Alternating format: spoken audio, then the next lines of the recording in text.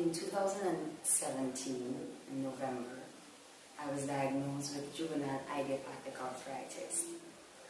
It was quite a situation at first that I thought, arthritis is just joint pain, because subsequently that was how I was feeling. However, as the months progressed, it got much worse, and I developed additional conditions. It got to a point where it took me out of school for months at a time, and I just was not performing at the level, the standard that I knew that I could perform. But I pressed on. There were several occasions that it got me into the hospital because of the severity of the pains that I had to go through when I experienced rheumatic flares.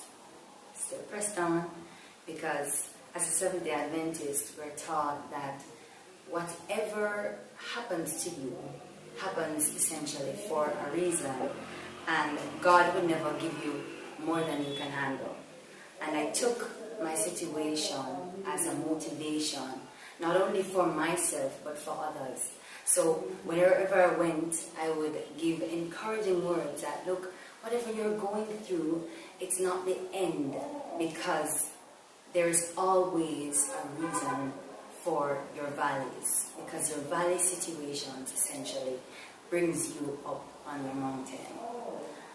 When it got to the time that we were supposed to do CSEC, I was quite worried, because stress induces my rheumatic flare, and stress at any level causes me to be out of school. And so last year I was out of school for a number of months, and everybody was going to school, everybody was getting their work done, and I was at home. And I have a set of dedicated teachers at Mayday High that tried every day. They called, Khalia, how are you doing? What's going on? My rheumatoid arthritis got to a point where I could not get out of bed at all. I couldn't hold my pen to write. I just had to lay there, and a number of days I was just crying.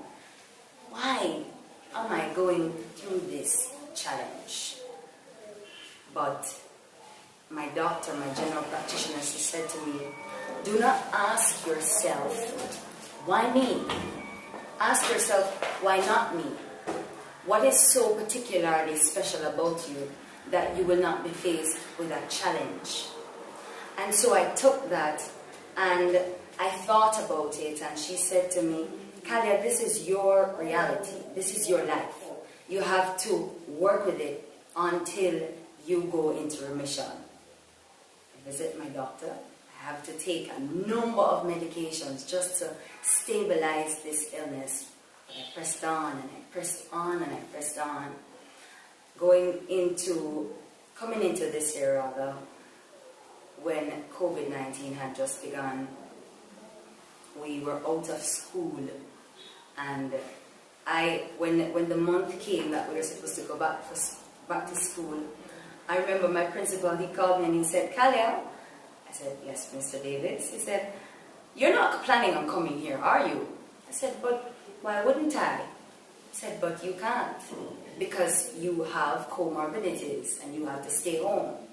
And I had to stay home until it got to the point to do CSEC. And I managed to acquire 8 CXC subjects. And I am proud of myself, not because, I did anything great, but because through it all, I kept faith, and I managed to overcome that challenging situation. I still live with rheumatoid arthritis. I have to until I go into remission. But whatever I do, wherever I go, I just try to not think about it as a burden, but think about it as a motivation to get to where I need to get in life.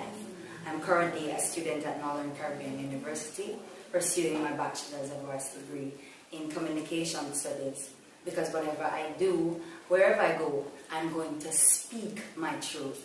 and I'm going to encourage others.